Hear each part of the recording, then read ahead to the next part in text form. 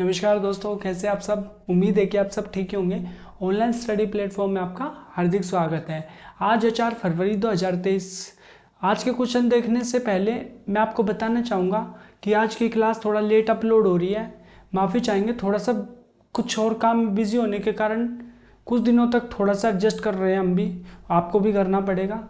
तो कुछ दिन तक एडजस्ट करने के बाद थोड़ा सा एक टाइम सेट हो जाएगा क्लास का, उसके बाद जो है आपको टाइमली क्लास मिल जाया करेगी। तो बिना किसी देरी के आइए शुरू करते हैं आज का हमारा पहला क्वेश्चन। आज का हमारा पहला क्वेश्चन है, राष्ट्रीय सुरक्षा दिवस जिसे बोला जाता है नेशनल सेफ्टी डे किस दिन मनाया जाता है। Option A 3 March, option B 4 March, option C 5 March, option D 6 March. इसका जो सही उत्तर है वो है ऑप्शन बी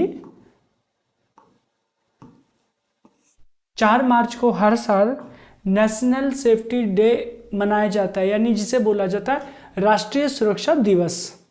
ये हर साल 4 मार्च को मनाया जाता है। इसको जो मनाने का उद्देश्य है वो है देश की आंतरिक और बाहरी सुरक्षा को मद्देनजर रखते हुए इसको और मजबूत करना और देश के लोगों को इसके प्रति जागरूक करना और भविष्य में होने वाली दुर्घटनाओं के लिए प्रति सतर्क बनाना, ये इसकी उपलब्धता है। चलते अपने नेक्स्ट क्वेश्चन पे। नेक्स्ट क्वेश्चन हमारा, कर्मचारी सराहना दिवस यानी जिसे बोला जाता है एम्प्लॉय अप्रिसिएशन डे किस दिन मनाया जाता है। Option A 3 March, option B 4 March, option C 5 March, option D 6 March. इसका जो सही उत्तर है वो है 4 मार्च। 4 मार्च को एम्प्लॉय एप्रिसिएशन डे मनाया जाता है।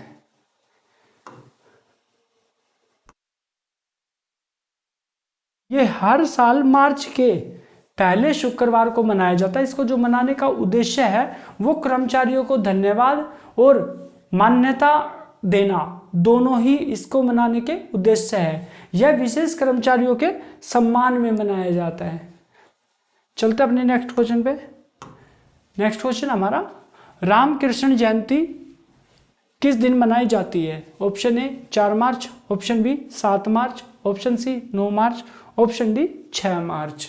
इसका जो सही उत्तर है वो है ऑप्शन ए 4 मार्च। 4 मार्च को हर साल रामकृष्ण जयंती मनाई जाती है। ये है स्वामी रामकरण परमहंस। इन्होंने लिखा है, खराब दर्पण में सूर्य का प्रतिबिंब दिखाई नहीं देता, इसी तरह भगवान की मूर्ति खराब दिमाग से नहीं बनती है।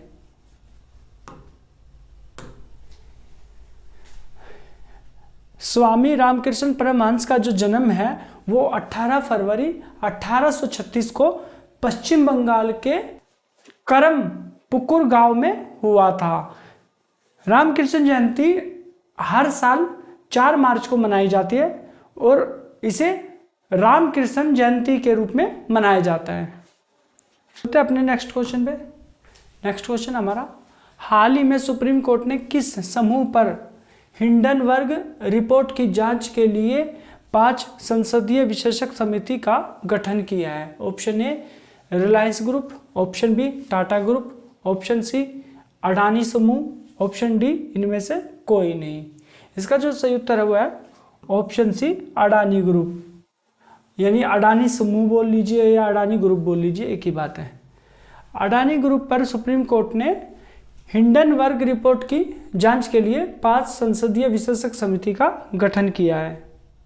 ये है अडानी। सुप्रीम कोर्ट ने रिटायर्ड एससी जज जस्टिस AM स्प्रे की अध्यक्षता में 5 संसदीय विशेषज्ञ पैनल बनाने का जो है आदेश दिया है। अडानी समूह पर मार्केट में हेराफेरी और अकाउंट में धोखाधड़ी का आरोप लगाया था। सुप्रीम कोर्ट ने बाजार नियामक सेबी से भी कहा है कि वह अपने निष्कर्षों के साथ समिति का समर्थन करे, जो समिति सुप्रीम कोर्ट के द्वारा बनाई गई है। जो 2 महीने में अपनी निष्कर्ष सुप्रीम कोर्ट नियुक्त विशेषज्ञ पैनल को प्रस्तुत करने के लिए भी कहा गया है। चलते अपने नेक्स्ट क्वेश्चन पे। नेक्स्ट क्वेश्चन हमारा, हाल ही में कौन भारत में सेवा देने वाली सबसे बड़ी विदेशी एयरलाइंस बनी है? Option A Air India, option B IndiGo, option C Pawan Hans, option D Emirates. इसका जो सही उत्तर है वो है option D Emirates. Emirates Bharat में सबसे ज्यादा सेवा देने वाली विदेशी एयरलाइंस बनी है। ये एमिरेट्स, ये विदेशी एयरलाइंस है एमिरेट्स। नागरिक उड्डयन महानिदेशालय भारत के अनुसार दुबई स्थित अमीरात एयरलाइंस, ये दुबई की एयरलाइंस है, भारत से आने और जाने वाले अंतर्राष्ट्रीय यातायात के लिए सबसे बड़ी विदेशी एयरलाइंस के रूप में उभरी है। दुबई और भारत के बीच 334 साप्ताहिक उड़ानें संचालित करते हुए एमिरेट्स ने पिछले साल दोनों गंतव्यों के बीच 4.45 मिलियन यात्रियों को पहुंचाया है। चलते नेक्स्ट क्वेश्चन। हाल ही में किस देश ने अपनी पहली डिजिटल जनगणना शुरू की है? ऑप्शन ए चीन, option B Pakistan, option C Nepal, option D Bangladesh. इसका जो सही उत्तर हुआ है ऑप्शन बी पाकिस्तान। पाकिस्तान तो अब डिजिटल जनगणना कर रहा है, इससे पहले भारत ने तो बहुत पहले ही डिजिटल जनगणना का प्रोग्राम शुरू कर दिया था, और अभी हाल ही में भूटान ने भी जो है यूआईडी वाला प्रोसेस जो है बायोमेट्रिक वाला सिस्टम अपनाया है।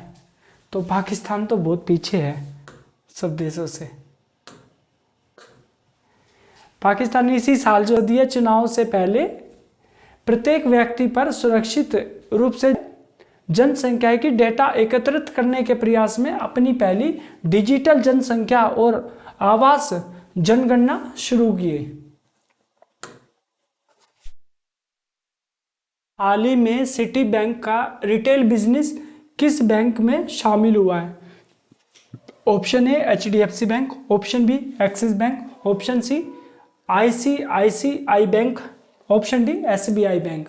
इसका जो सही उत्तर है वो है option B Axis bank. Citi bank का रिटेल बिजनेस एक्सिस बैंक में शामिल हुआ है। ये सिटी बैंक है, ये है एक्सिस बैंक। एक्सिस बैंक और सिटी बैंक के बीच रिटेल कारोबार को लेकर अधिग्रहण की तैयारी चल रही थी, अब इसे पूरा कर लिया गया है। एक्सिस बैंक अब आईसीआईसी बैंक और एचडीएफसी बैंक जैसे बड़े प्रतिद्वंदियों को टक्कर दे सकेगी।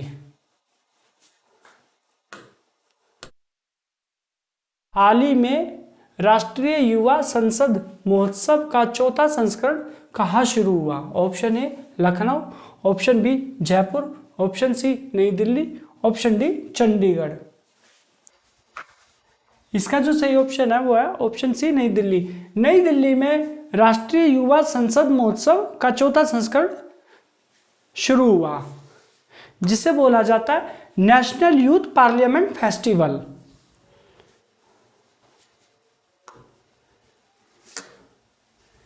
जो नेशनल यूथ पार्लियामेंट फेस्टिवल है, राष्ट्रीय युवा संसद महोत्सव 2023 का जो चौथा संस्करण है वो एक बेहतर कल के लिए विचार और विश्व के लिए भारत विषय के साथ लॉन्च किया गया है। जो इसका उद्देश्य है वो लोकतंत्र को मजबूत करना है और छात्र समुदाय को संसद के काम का समझाने के मामले में सक्षम बनाना है।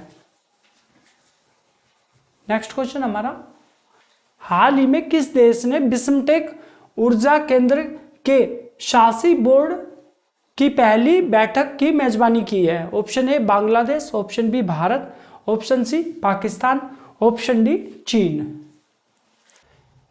इसका जो सही ऑप्शन है वो है option B Bharat.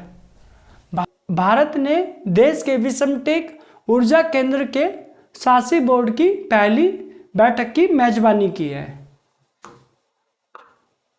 Next question हमारा, हाल ही में कौन सा राज्य भारत का पहला सरकारी मदर मिल्क बैंक स्थापित करेगा? Option A Uttarakhand, option B Haryana, option C Himachal Pradesh, option D Punjab. इसका जो सही उत्तर है वो है ऑप्शन ए उत्तराखंड। उत्तराखंड राज्य भारत का पहला सरकारी मदर मिल्क बैंक स्थापित करेगा।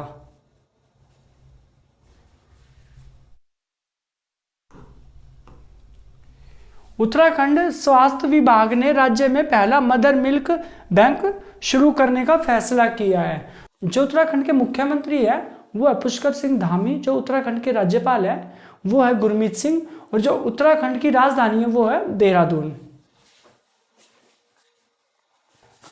नेक्स्ट क्वेश्चन हमारा, हाल ही में भारतीय वायुसेना ने किस देश के शिन्यू मैत्री अभ्यास में भाग लिया है? Option A Japan, option B Ukraine, option C Korea, option D Australia. इसका जो सही उत्तर है वो है ऑप्शन ए जापान। जापान की सेना और भारतीय वायुसेना दोनों ने देश में शिन्यू मैत्री अभ्यास में भाग लिया है। ये हमारी भारतीय वायुसेना, ये जापान की सेना है।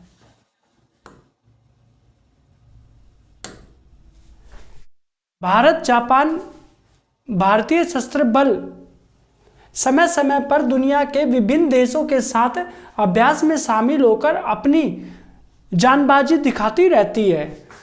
दुनिया के साथ आपसी सहयोग बढ़ाने के क्रम में भारतीय वायुसेना, जिसे बोला जाता IAF, Indian air force, Japan की एयर सेल्फ डिफेंस फोर्स, जिसे बोला जाता JASDF, के साथ शिन्यू मैत्री अभ्यास में भाग ले रही है।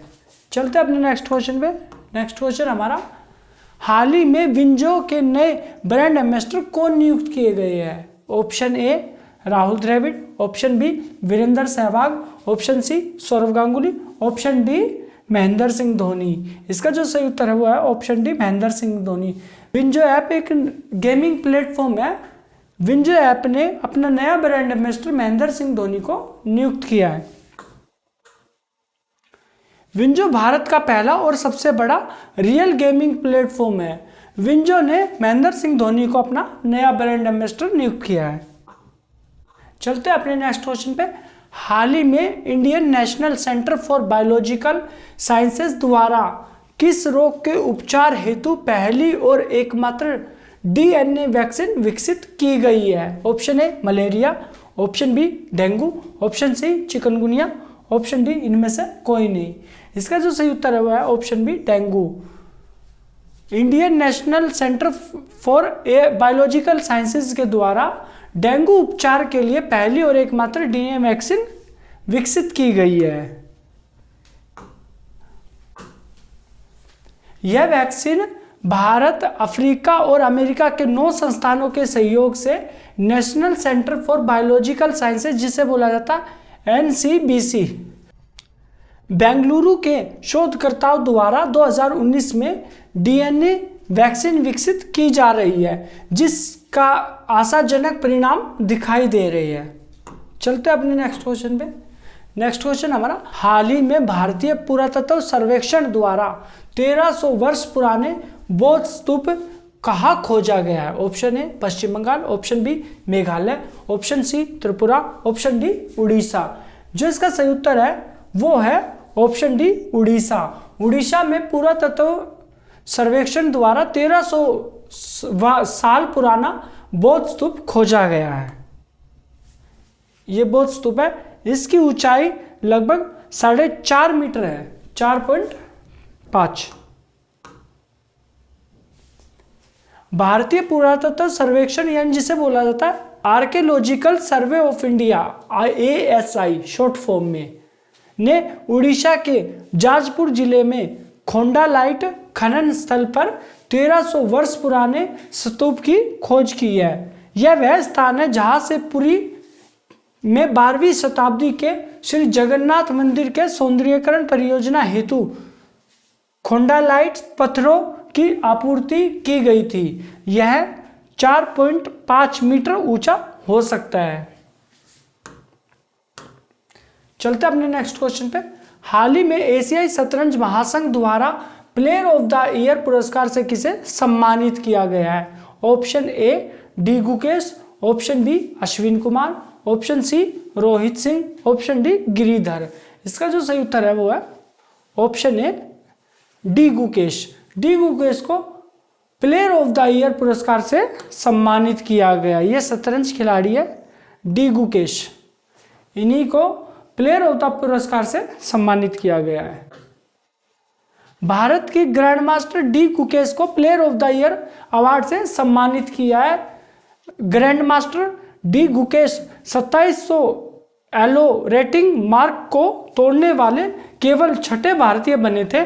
साथ ही 2700 से ऊपर की रेटिंग हासिल करने वाले देश के सबसे कम उम्र के ग्रैंड मास्टर बने थे। तो दोस्तों ये थे कुछ आज के इंपॉर्टेंट क्वेश्चन। उम्मीद है कि आपको वीडियो अच्छी लगी होगी। अगर आपको वीडियो अच्छी लगी तो प्लीज़ वीडियो को लाइक कर देना, वीडियो को शेयर कर देना और आगे की इन्फॉर्मेशन के लिए चैनल को सब्सक्राइब कर लेना, ताकि हम आगे जो भी हमारे पास नई जानकारी आएगी वो आप तक हम पहुंचा सकेंगे और चैनल से रिलेटेड जानकारी भी आपको समय समय पर मिलते रहे। और आपने अपने हमारी YouTube फैमिली को इतना बड़ा किया, उसके लिए आपको तहे दिल से धन्यवाद। हमारा YouTube परिवार ऐसे ही बढ़ता रहे और हम आपको कुछ नया ज्ञान देते रहे। तो thanks for watching online study platform. कल है संडे और कल करेंगे हम रिवीजन। उम्मीद है कि कल आपको पूरे वीक के रिवीजन की वीडियो मिल जाएगी। तो thanks for watching online study platform.